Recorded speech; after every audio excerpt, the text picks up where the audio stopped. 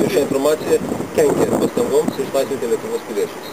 Ir aš to paties prašau, kviečiu visus atsakingus Lietuvos politikus, valstybės veikėjus, nekomentuoti šiuo metu to, kas vyksta diplomatinėmis priemonėmis, bei tai, ką daro laivo savininkai.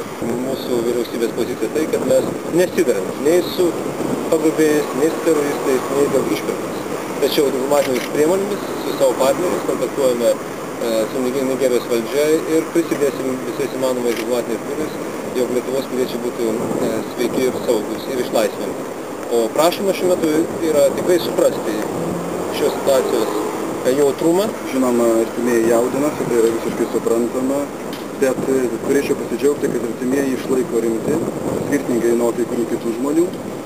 Ir tikrai labai vertinu jų supratimą.